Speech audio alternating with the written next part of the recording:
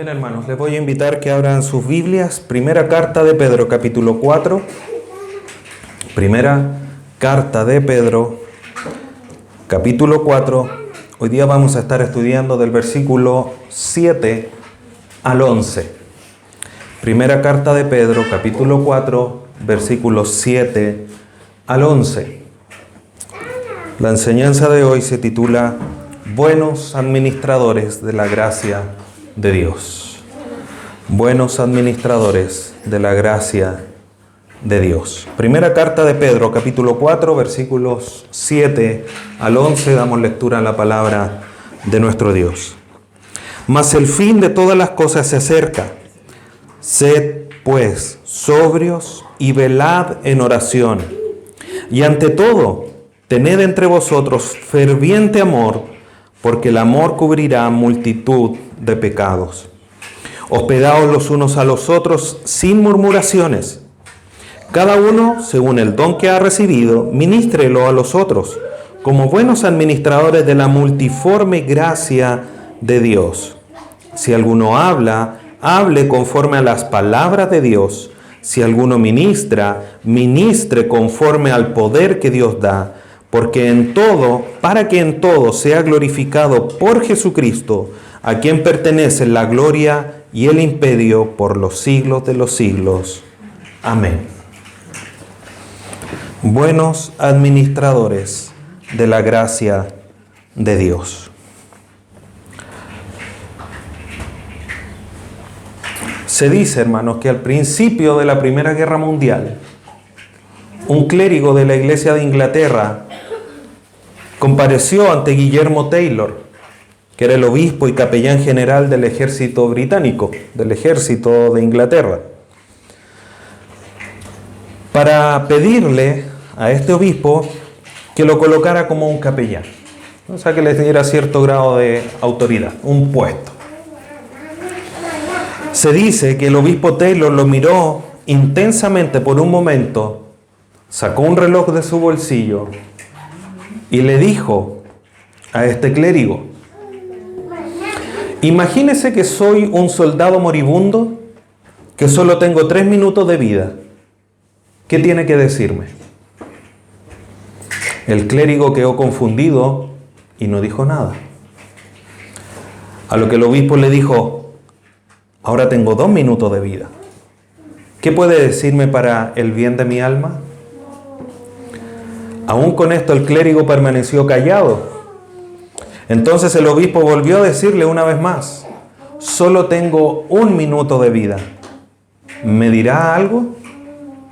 Entonces el clérigo sacó su libro de oración, pero el obispo le dijo: no saque ese libro, pues no es oportuno para esta ocasión.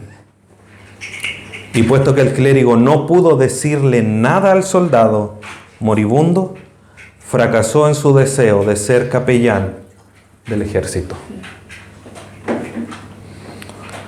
Hermanos, ¿cuántas veces, teniendo esta historia ilustrativa, cuántas veces hemos nosotros tenido la oportunidad de ocupar bien el tiempo? ¿Cuántas veces hemos tenido la oportunidad de servir a nuestros hermanos? Pero ¿cuántas veces también hemos perdido esas oportunidades?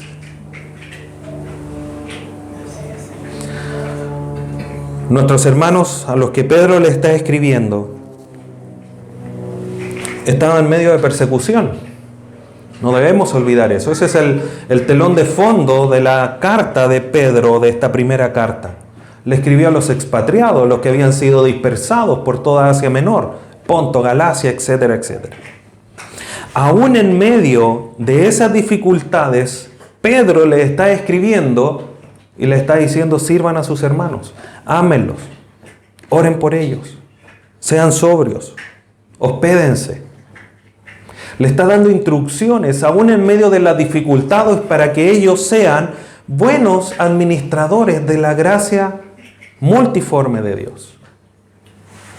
¿Cuántas veces nosotros, no teniendo este telón de fondo de persecuciones, de dificultades, de gente que nos quiere matar, hemos desaprovechado el tiempo y las oportunidades para manifestar la multiforme gracia de Dios. Nos podríamos preguntar, ¿qué es lo que Dios pide de nosotros en medio de las dificultades y en espera de su inminente regreso? Y es esa la pregunta que vamos a responder hoy. Porque veremos al menos 5 acciones o conductas que como hijos de Dios debemos de tener, debemos de manifestar en nuestra vida como buenos administradores de la gracia de Dios. Vamos al versículo 7. Parte diciendo Pedro, mas el fin de todas las cosas se acerca. Hermanos, cuando estamos enfermos, llega la noche, que es cuando más cuesta descansar, cuando más cuesta reponer energía y parece que todo lo que uno se sintió mal en el día se concentra y se siente peor en las noches. ¿Qué es lo que más quiere? ¿Qué es lo que más desea? Lo que más piensa? Incluso lo que más le dice a las personas que están pasando ciertas dificultades es, ya va a pasar. Cuando estamos enfermos y estamos en la noche, ¿qué pensamos? Ya va a llegar, ya va a amanecer, ya se va a acabar la noche.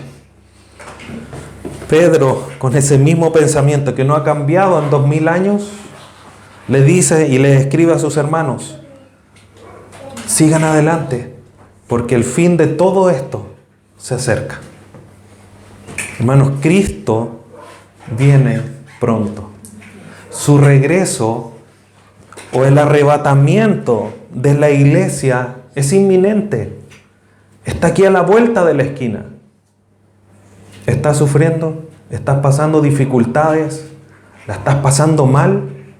Anímate, porque el fin de todo esto se acerca.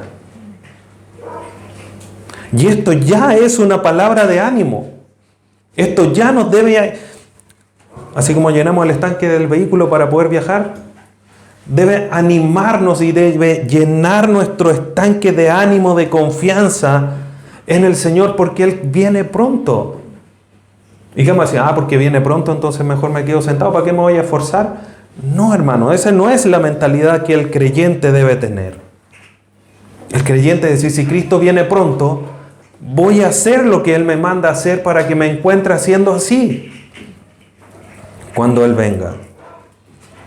Pedro les dice a los hermanos, más el fin de todo está cerca. Como vimos en el versículo 5, si usted retrocede un par de versículos, que dice, pero ellos darán cuenta al que está preparado para juzgar a los vivos y a los muertos. Cristo está dispuesto, está listo a ejecutar su juicio. Todo lo que hemos visto los días miércoles, la presentación de Cristo, el Cordero como inmolado ante el trono de Dios para tomar el libro que está en las manos de Dios que está sentado en el trono y disponer el juicio, es inminente. Mientras eso suceda en el corto tiempo, debemos buscar santificarnos. Debemos de buscar hacer lo que Dios nos manda a hacer. Buscar lo que Dios nos dice que debemos de buscar.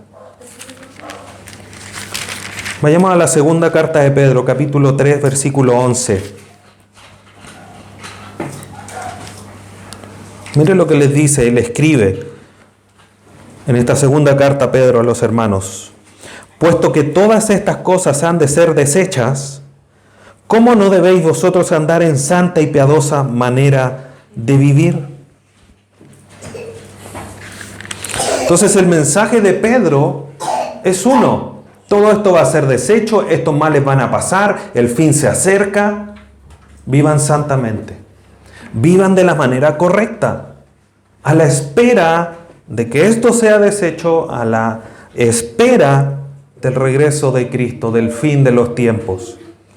Eso, hermanos, nos debe llevar a nosotros producir un estilo de vida de acorde a esta verdad. Como se lo he dicho anteriormente, salen los padres, le dejan instrucciones a los hijos. Haz aseo, ordena aquí, ordena tu pieza. ¿Qué hacen los jóvenes? ¿Qué hacía uno mismo? Ya, pero dijo que se iba a demorar 1 hora, tengo 50 minutos. Me demoro 10 minutos en ordenar.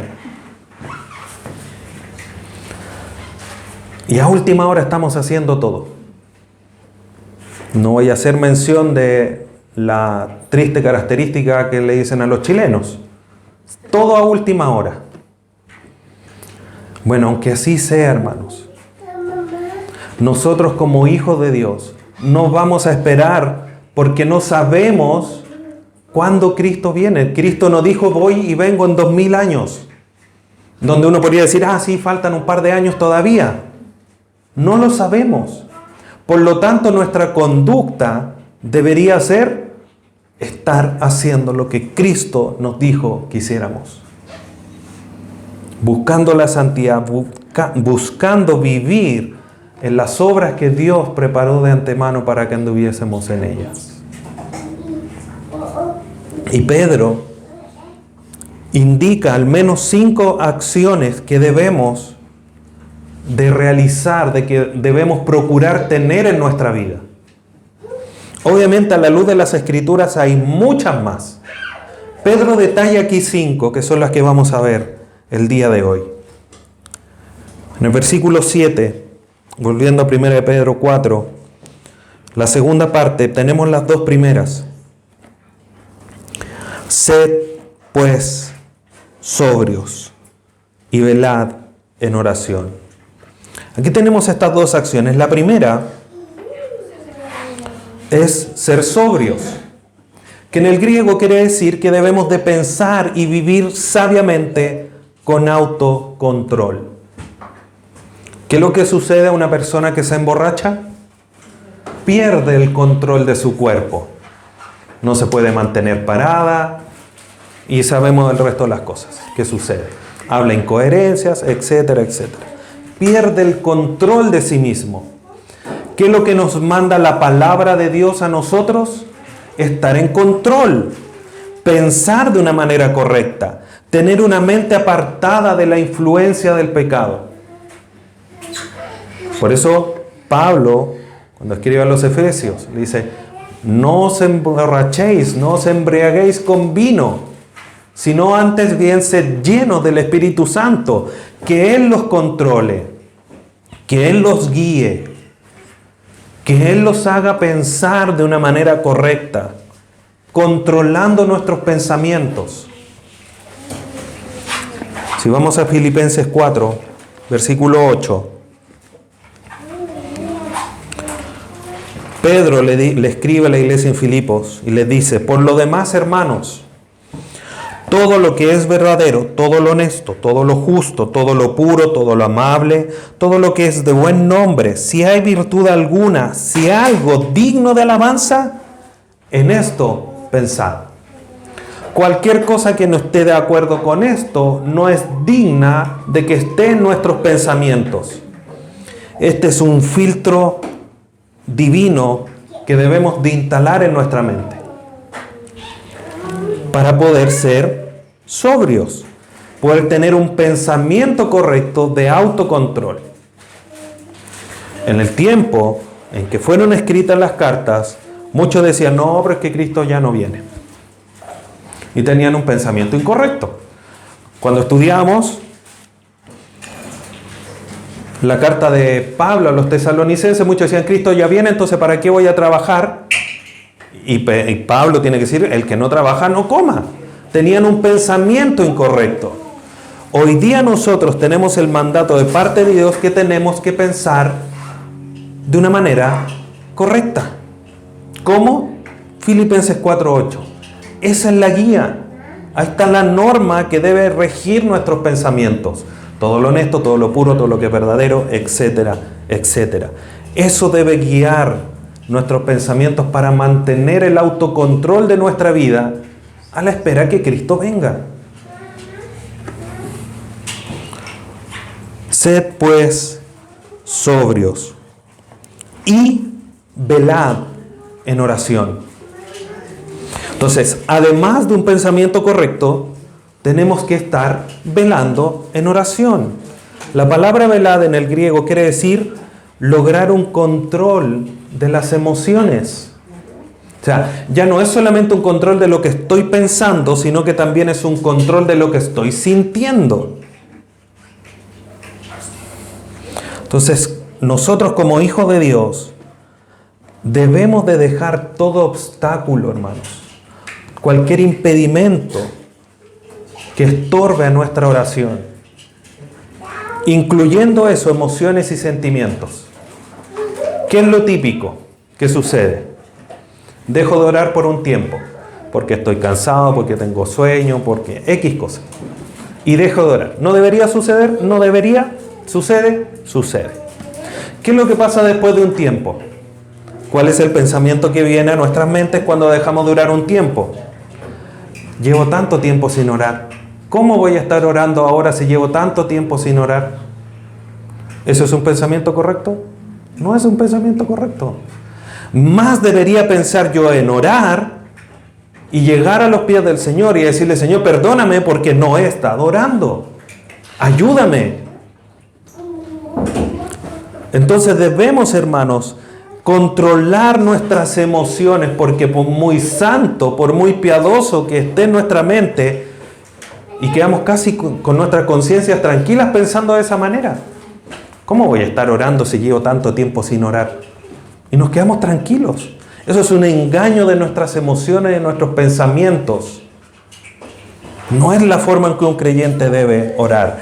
Más aún al regreso inminente de nuestro Señor Jesús, que con mayor razón debemos de buscarle y estar en comunión con Él, preparados para cuando Él regrese.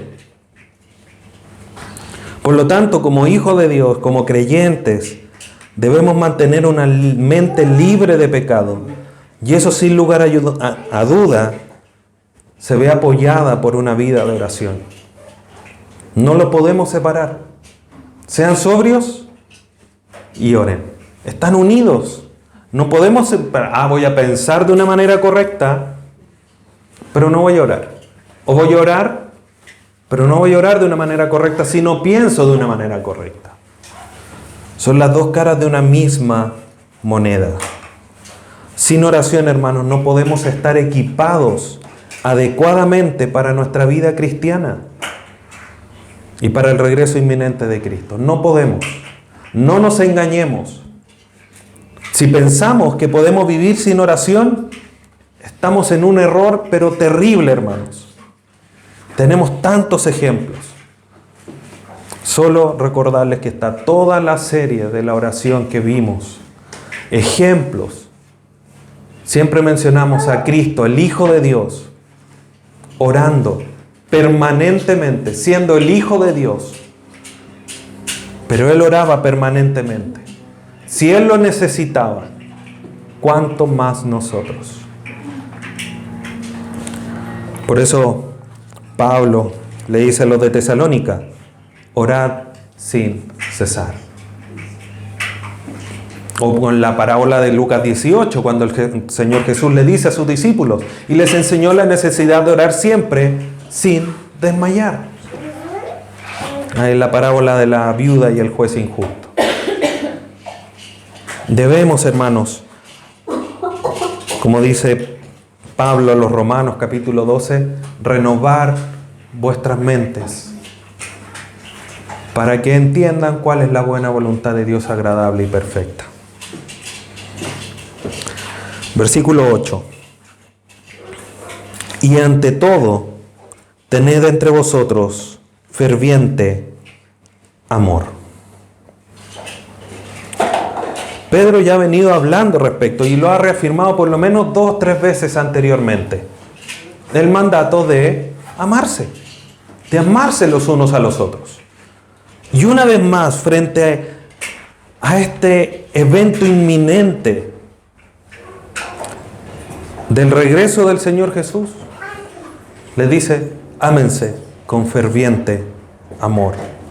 Aún en medio de un mundo de estrecheces, de un mundo de desprecios, de persecuciones, el amor, hermanos, debe ser un distintivo en la vida del creyente. No hay permiso para el creyente para vivir una vida amargada y no mostrar amor, para no mostrar esa dedicación hacia el otro. Es interesante cómo cada una de estas acciones, siendo esta la tercera, se van uniendo como eslabones de una cadena.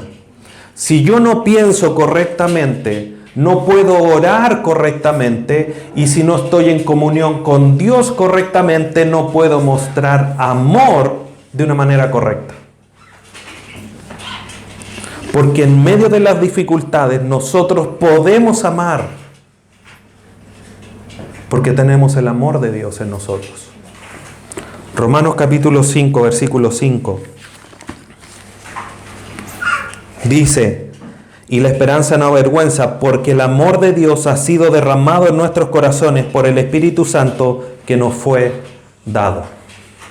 Dos cosas tenemos: el Espíritu Santo que nos capacita y el amor que ha sido derramado sobre nosotros. ¿Qué es lo que sucede cuando algo se derrama? Es porque algo se llenó, hay abundancia. El amor de Dios ha sido derramado en nuestra vida y abundancia de amor de Dios en nosotros. ¿Por qué no podemos amar? ¿Por falta de amor? No. Porque no estamos pensando correctamente y porque no estamos teniendo una vida de oración correcta. Pero aún en medio de las persecuciones, con las dificultades que eso podría generar y que humanamente podríamos decir: no, es que mira, es súper difícil, te echaron de tu casa, tuviste que cambiarte de país, de región. Pero aún así, hermanos, en medio de esas dificultades, o para plantearlo en forma de pregunta, ¿esas dificultades absorbieron esa abundancia de amor que Dios derramó? No. Y aunque hubiesen absorbido un poquito, es tan abundante y tan potente el amor de Dios en nosotros que no tenemos excusa.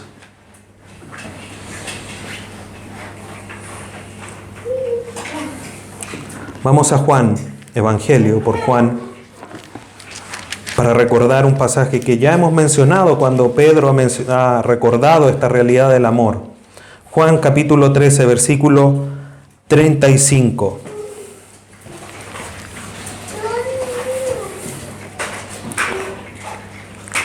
Juan 13, 35. En esto conocerán todos que sois mis discípulos, si tuviereis amor los unos con los otros. ¿En qué conocerán los demás que eran discípulos de Cristo? Que se amaran entrañablemente, fervientemente, como dice Pedro. Eso quiere decir con un amor constante e intenso. No dependiendo del día, no como amanecí. No, el amor entre los hijos de Dios debe ser ferviente, constante, intenso. Entonces, aún en medio de las dificultades debemos amarnos. ¿Cómo debemos amarnos? Solo miremos la cruz. Y ahí vamos a ver varias características de cómo debe ser nuestro amor. ¿Cristo nos amó llegando a la cruz para recibir algo a cambio? No. ¿El amor de Cristo acaso no fue sacrificial? Así también tiene que ser nuestro amor, entre otras características. ¿Cuál es el problema? Que muchas veces buscamos esas características contrarias. No sacrificarnos, recibir algo a cambio para poder mostrar amor. Y no es ese el principio de amor que Dios nos muestra. Ahí en 1 Corintios capítulo 13, el amor no jactancioso, no busca lo suyo, etcétera, etcétera. Así debemos amar. Segunda parte del versículo 8. Porque el amor cubrirá multitud de pecados. Respecto a esta frase, hermanos, hay varias interpretaciones. A mi entender, el contexto nos enseña que ese amor va a ayudar a los hermanos a eliminar los pecados.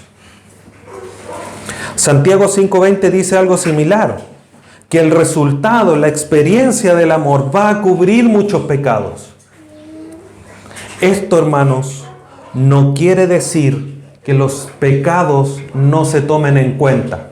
Ah, es que yo amo mucho a mi hermano, entonces está pecando, no lo voy a dejar pasar. No ese es el principio. El amor genuino actuará frente a cualquier pecado. El amor ferviente va a actuar amorosamente a favor del creyente. ¿Qué dice Mateo 18:15? Si alguno pecare contra ti, ve tú y habla con él en privado. Actúa con amor. Actúa para que el otro corrija su vida de pecado. El amor ferviente, el amor genuino, va a encaminar a aquel que pierde el rumbo. Ayer o antes de ayer, ya no lo recuerdo. Íbamos por aquí por la orilla de Tobalaba con mi esposa y veíamos, porque siempre en el canal habían puesto rejas. Bueno, las rejas son como bien, como de todo el pueblo, entonces se las llevan prestadas. Entonces de repente no está en la reja. Y habían dos niños jugando a la orilla del canal, que nos llegó a dar puntadas hasta en el pelo que se nos cae, porque es terrible de pensar, niños que quizás no eran tan pequeños, pero eran niños, que cualquier descuido, que los niños de repente se les ocurra empujar y que caigan al canal. ¿Qué pasa, hermanos, si nosotros vemos que hay alguien que está a punto de caer en el barranco? No, es que yo lo amo mucho al hermano, no le voy a decir nada. Es ilógico. O sea, nosotros en ese ejemplo que les daba, o la ilustración, nos daba ganas de ir a decirle a los papás que estaban dentro del auto, haciendo quizás qué cosa, claro, con la puerta abierta, pero cualquier minuto de descuido ni siquiera daba el instante para estirar la mano y sujetar a los niños. Decirle, oye, despabila, un coscacho santo, no sé. Nosotros como hijos de Dios, hermanos, en el amor profundo y ferviente que debemos de tener, el amor va a cubrir pecados. ¿Por qué? Porque con el amor abundante que Dios derramó en mi corazón, yo me acerco al hermano y le digo, hermano, estás pecando, corrige tu acción. Y cualquier acción que se realice se cubre con amor, porque no hay nada que quede fuera de eso. Debemos exhortar, hermano, corrige tu vida. Tú tienes la capacidad, te cuesta, te ayudo. Eso es mostrar amor. El amor no es quedarse callado. El amor es decirle y mostrarle. Otro ejemplo. Yo no tengo ojo en la espalda y creo que usted tampoco. Si yo tengo algo en la espalda, por ejemplo, algo que a todos, no a todos, pero a la mayoría le aterrorice, una araña en la espalda. Ya a todos le empezó a dar cosquillas en la espalda. Si alguien le tiene una araña en la espalda y yo sé que esa persona tiene algo en la espalda, ¿qué voy a hacer? No, es que yo lo amo mucho, no le voy a decir que tiene una araña porque se va a asustar. ¿Voy a hacer eso? Con el mismo susto voy y le voy a sacar la araña en la espalda. ¿Por qué? Porque el otro no la ve. Ese mismo principio, de alguna manera, hermanos, tiene que estar en nosotros. Por amor, por cuidado al otro. Porque quizás no lo está viendo. ¿Qué debo hacer yo? Con amor, con humildad, acercarme y decirle, hermano, corrige tu vida.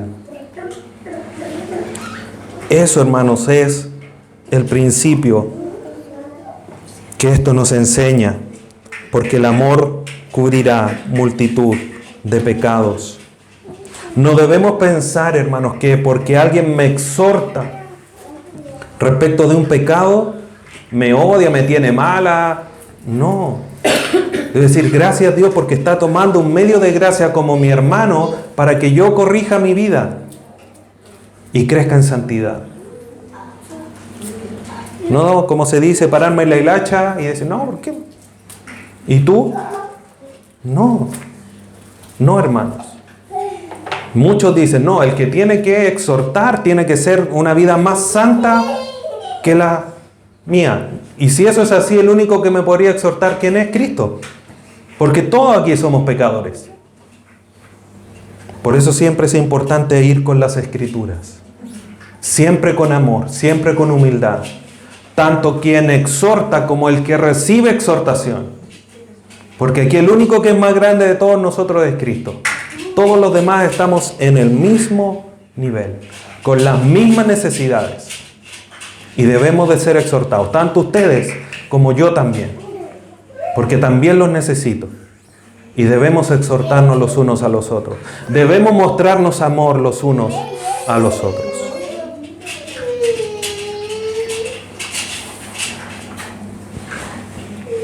Proverbios 27:17 dice, hierro con hierro se aguza, así el hombre aguza el rostro de su amigo.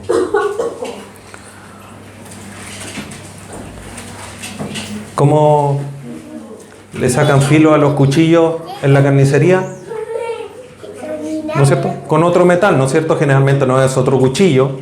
No me acuerdo de mi abuelita, aprovechaba de este anillo de metal que había para sujetar la ceniza, ahí pasaba el cuchillo para sacarle filo.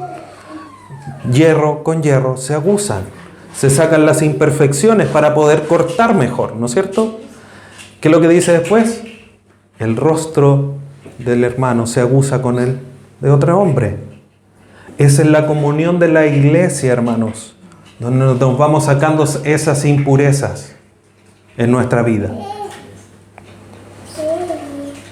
El falso amor es el que pasa el pecado por alto, pero el espiritual lo restaura. Gálatas 6:1.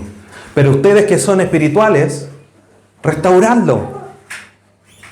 Eso es lo que hace el amor. Ese amor espiritual que ha sido derramado en nosotros. Amémonos entonces de esa manera. Versículo 9. Hospedaos los unos a los otros sin murmuraciones. Cuarta conducta. Debemos de hospedar. Si tenemos a Cristo en nuestro corazón, hermanos, eso debe llevarnos a abrir las puertas de nuestra casa a los hermanos. Mateo 25:35. El mismo Señor Jesús dice, porque tuve hambre, me disteis de comer, tuve sed y me disteis de beber, fui forastero y me recogisteis. Aún en medio de las dificultades, Pedro le está diciendo a los hermanos, abran las puertas de su hogar y reciban a la gente, con el riesgo que eso llevaba. Hoy día nosotros estamos en la misma situación, donde puede haber mucho peligro de recibir quizás a alguien que no conocemos. Y cada día es menos habitual hacerlo. Las personas o hermanos que viajan a donde hay un lugar, o en esta época obviamente donde hay muchos tipos de hospedaje, es mucho más fácil. Pero esto no nos exime de hospedar, de abrir las puertas de nuestro hogar y recibir a los hermanos, compartir un momento, servirles, tener un momento de comunión. Hacerlo es una prueba de amor, aún más en un periodo de persecución. Entonces nosotros como hijos de Dios, hermanos, debemos compartir nuestro hogar y nuestro amor con quienes lo visitan. ¿Y cómo se debe hacer esta acción? Sin murmuraciones. La murmuración no puede opacar la acción de hospedar. Porque cuando yo abro las puertas de mi hogar, lo hago con amor. Entonces, cualquiera sea la situación de desagrado, esa debe ser desestimada.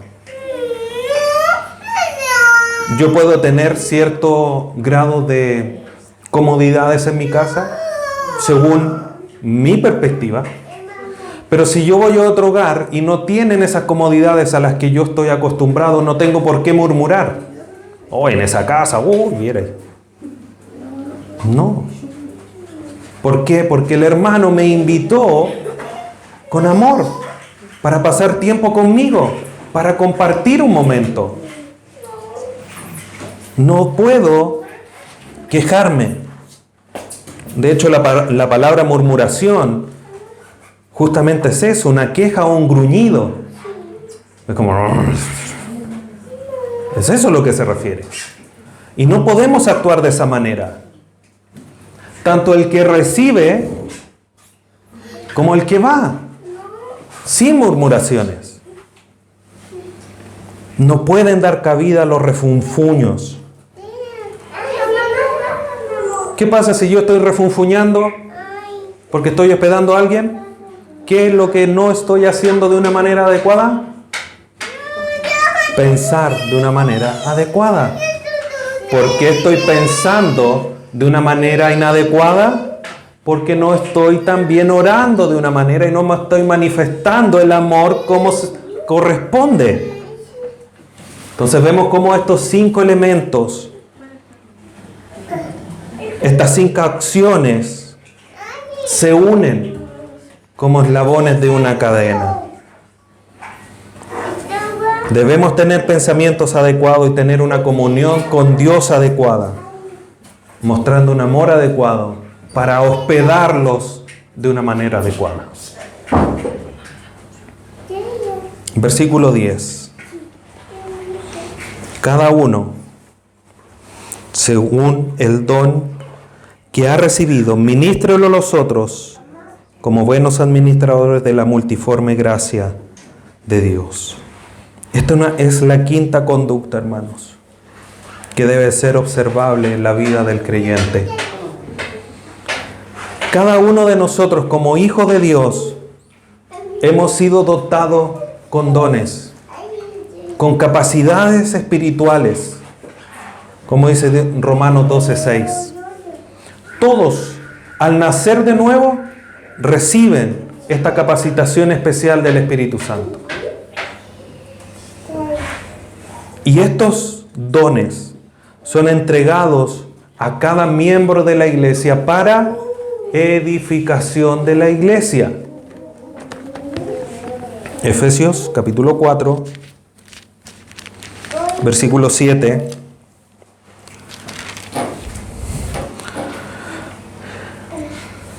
Dice, pero a cada uno de nosotros fue dada la gracia conforme a la medida del don de Cristo. Cada uno, no a algunos, a cada uno. Versículo 12. A fin de perfeccionar a los santos para la obra del ministerio, para la edificación del cuerpo de Cristo. Entonces, los dones, hermanos, que hemos recibido son para edificar a la iglesia, como dice también Efesios 4:16. Las coyunturas se ayudan mutuamente en amor para edificación. Por lo tanto, si usted se compra una herramienta o algo para la cocina, para los hermanos y las hermanas, una herramienta o algo para la cocina, y me compré, por ejemplo, una batidora, ¿voy a seguir ocupando el manual para batir si tengo la batidora? ¿No es cierto? Sería un poco ilógico. Si me compré un destornillador eléctrico y tengo que atornillar así un tornillo, ¿lo voy a hacer a mano o lo voy a usar el eléctrico? El eléctrico, por algo me compré la herramienta. Si yo tengo la herramienta dada por Dios para edificar a la iglesia, que uno de los propósitos que yo tengo como miembro de la iglesia, ¿qué tengo que hacer? Ponerla en acción. Como buenos administradores de la gracia de Dios. Por eso Pedro le está diciendo, cada uno, no como quiera, sino como fue capacitado. No nos está pidiendo algo que no podamos hacer. Nos está pidiendo que actuemos según el don que ha recibido. ¿Qué tiene que hacer? Ministrelo a los otros. Esa palabra ministrelo, en el griego diaconountes, quiere decir servir, atender a los deseos o necesidades del otro. Si Dios a mí me dotó con la capacidad de enseñar, ¿qué tengo que hacer? Disponerme a servir a mis hermanos la necesidad y el deseo de aprender de la palabra de Dios. Y así con los distintos dones. Entonces, debemos, hermanos, entender que como hermanos y como parte del mismo cuerpo que somos, debemos preocuparnos por el otro. Los unos por los otros. Está ahí también esa serie que estudiamos y que también nos ilustra respecto a muchos de esos unos a los otros en el servicio a nuestros hermanos. Entonces debemos de servir. No estamos llamados a vivir una vida independiente, no en comunión con el otro, sino a servirnos mutuamente. Debemos administrarlo de una manera adecuada. Esa palabra administradores en el griego quiere decir uno que tiene a cargo algo, lo supervisa y dirige. Entonces, como hijos de Dios, hermanos, debemos aplicar y dirigir esa capacitación que Dios nos ha dado de una manera que glorifique a Dios. Cada creyente deberá dar cuenta del uso correcto y cuidadoso de su don. Cada creyente es responsable del crecimiento de su hermano. Y en esto quiero, hermanos, aprovechar de enfatizar o de recordar esta verdad que lamentablemente en muchas iglesias no se tiene presente. Efesios 4:16 dice: de quien todo el cuerpo, bien concertado y unido entre sí por todas las coyunturas que se ayudan mutuamente, según la actividad propia de cada miembro, recibe su crecimiento para ir edificándose en amor. Hermano, si uno de tus hermanos no crece, no solamente es responsabilidad de él, sino que también es tuya. ¿Por qué? Porque cada coyuntura se ayuda mutuamente según la actividad propia de cada miembro, para que recibas el crecimiento y edificarse en amor. Si tú tienes el don de consejería, el don de poder animar a los demás, y tú no los animas, no estás ayudando a su crecimiento. Y estás dejando que el hermano se deprima y se desanime y esté en esa condición de manera constante.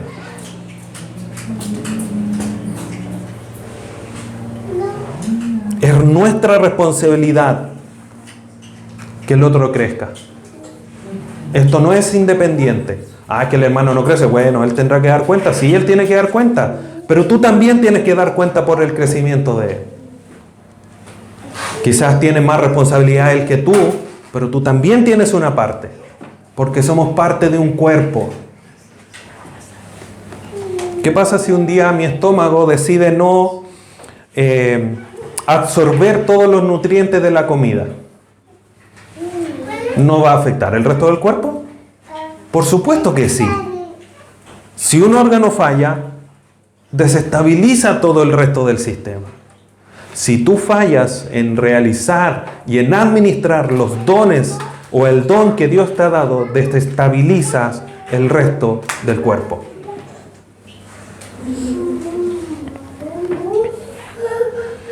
Por eso debemos, hermanos, ser buenos administradores de la multiforme gracia de Dios. Esa palabra multiforme en el griego es decir de muchos colores.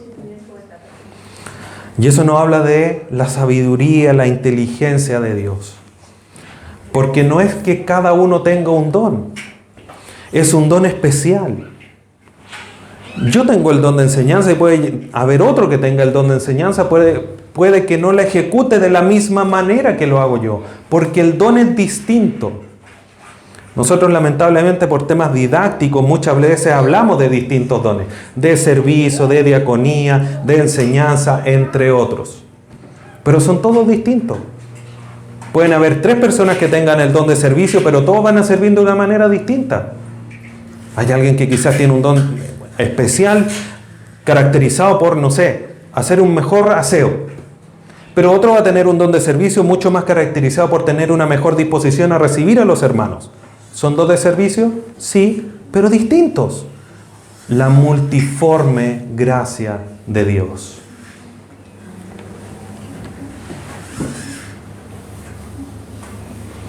Entonces, en ese sentido, hermanos, hay que ser cuidadosos. Porque no es que hay que servir, entonces todos servimos iguales. No. Esto no es una fábrica de robots. Aquí hay una multiforme gracia de Dios que nos capacita para cubrir las necesidades que tenga la iglesia local. Versículo 11. Aquí Pedro detalla 2 aspectos del tema del servicio a modo de ilustración. Si alguno habla, hable conforme a las palabras de Dios. Si dentro del servicio, si dentro de los dones alguien habla, enseña, tiene que hacerlo conforme a las palabras de Dios y no a las palabras humanas. Y Cristo, hermanos, nos dejó ejemplo de esto. Vamos a Juan capítulo 12. Esto es muy interesante. Juan capítulo 12, versículo 49. Dice el Señor Jesús: porque yo no he hablado por mi propia cuenta. El Padre que me envió, Él me dio mandamiento de lo que he de decir y de lo que he de hablar. Dicho de otra manera, Jesús no dijo otra cosa de lo que el Padre le dijo que dijese. ¿Qué tiene que hacer el que le es dado por Dios el don de hablar o de enseñar? Hablar lo que Dios dijo que tenía que hablar. No otra cosa. No la historia. No la historia de su vida. No la experiencia de Juanito Pérez. Palabra de Dios, conforme a la voluntad de Dios. Eso es lo que edifica, eso es lo que anima, eso es lo que convierte, eso es lo que da gozo, eso es lo que es justo. Salmo 19. No otra cosa. Entonces el que habla, hable conforme a las palabras de Dios. Entonces, como predicadores, hermanos, nosotros los que estamos y nos paramos en este lugar, debemos ser fieles a la palabra de Dios. Según de Timoteo capítulo 4, versículo 1, te encarezco, le dice Pablo a Timoteo, delante de Dios, que juzgará a los vivos y a los muertos, que prediques la palabra. Que prediques la experiencia, que prediques la tradición, que prediques lo que tú quieras, las palabras de moda. No, predica la palabra. Y los versículos que siguen dicen, porque habrá otros tiempos donde no sufrirán la sana doctrina, tendrán comezón de oír cosas de lo que ellos quieren oír. Tú predica esto. Pero eso, hermanos, no es solamente para nosotros, los que enseñamos.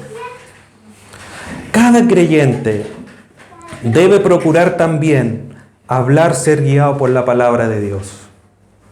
Porque cuando tú vas a exhortar a alguien, como lo veíamos hace un momento, ¿qué le vas a decir? El Código Civil en su párrafo número 4, en el inciso número 5, no. Vamos a decir, la palabra de Dios, hermanos, muestra que tú no estás actuando de una manera correcta.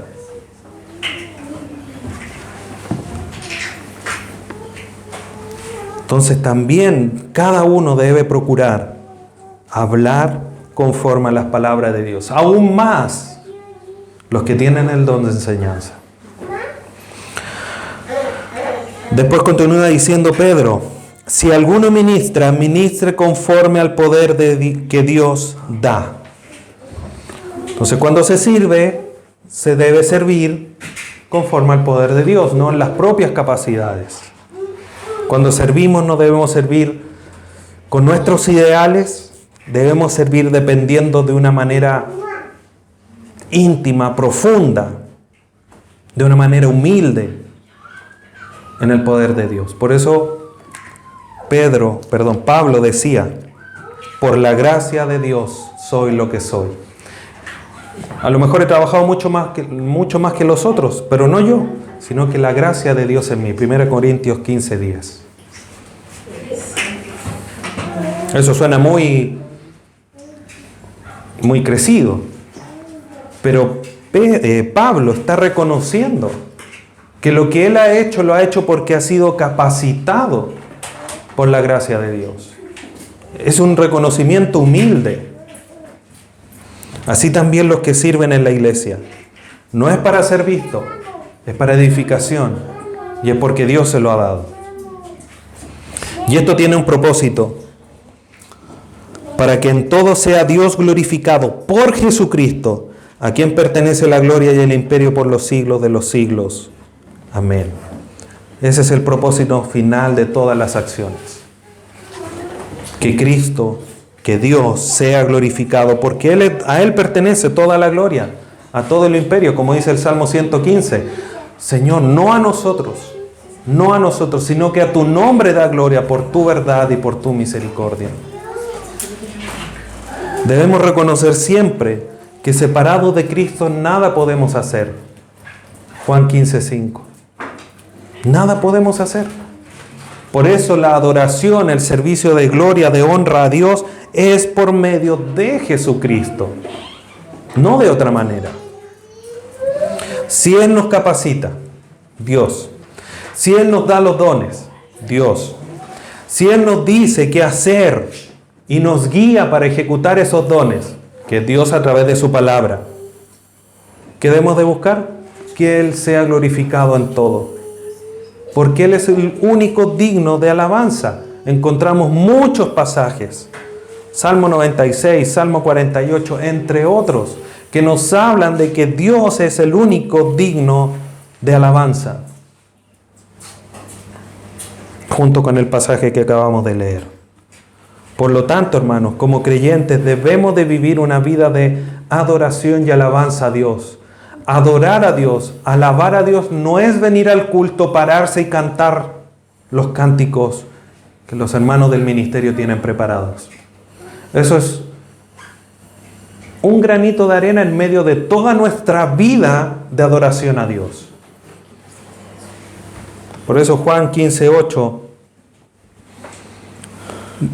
el Señor Jesús dice, y en esto es glorificado mi Padre, en que llevéis mucho fruto y seáis así mis discípulos. ¿Los frutos son solamente los cánticos que yo hago el domingo? ¿O los que puedo escuchar en la semana mientras trabajo? No, es una vida. 1 Corintios 10:31. Si pues coméis o bebéis o hacéis otra cosa, hacedlo todo para la gloria de Dios. O sea, incluso cuando yo como, ¿puedo adorar a Dios, pastor? Sí, cuando estás ahí, recordando que Él te lo proveyó, partiendo por eso. Si puedes servir el sabor de ese alimento, es porque Dios creó las papilas gustativas en tu lengua para poder saborearlo. Entre otras tantas cosas, debemos de vivir una vida de adoración y alabanza a Dios. Por lo tanto, hermanos, debemos estar siempre conscientes que la capacitación de Dios para nosotros es mucho más potente que las circunstancias que nos rodean. Las circunstancias no las podemos tomar como excusa para no hacer lo que Dios nos manda hacer. Dios nos da los dones, Él nos capacita, nos ayuda a saber cómo aplicarlo. No tenemos excusa, no hay excusa. Y mientras esperamos a nuestro Señor, esforcémonos y vivamos conforme a lo que Él nos ha mandado, para que cuando Él venga nos encuentre haciendo de esa manera. Para que cuando nos digan, nos quedan 3 minutos, ¿qué le puedes decir? No nos quedemos en silencio como aquel clérigo que no supo aprovechar su tiempo, sus capacidades para servir al otro. Sirvámonos, amémonos, oremos al Señor, cambiemos nuestra mente, hospedémonos y sirvámonos, siendo buenos administradores de todo lo que Dios nos ha dado. Oremos. Padre Santo, te damos gracias en esta mañana por esta tu palabra. Gracias por esta confrontación quizás a una vida perezosa que muchas veces se nos instala para no servir a nuestros hermanos, para no buscarte, para no estar en comunión contigo y no mostrar el amor y servicio a nuestros hermanos. Te damos gracias por esa gracia que nos salva, pero también que nos capacita para servirnos, para edificarnos. Ayúdanos a entender la responsabilidad que tenemos del servicio a ti y del servicio también que tenemos los unos hacia los otros. Te damos gracias, Padre, por tu palabra. Ayúdanos a practicarla. No que quede como un lindo mensaje, una buena enseñanza, una enseñanza muy clara, sino que haga vida, que transforme nuestras obras que hacemos a diario y podamos manifestar tu gloria, tu poder, tu amor que ha sido derramado en nosotros. Te agradecemos en esta mañana y lo hacemos a través de los méritos de tu Hijo Jesús. Amén.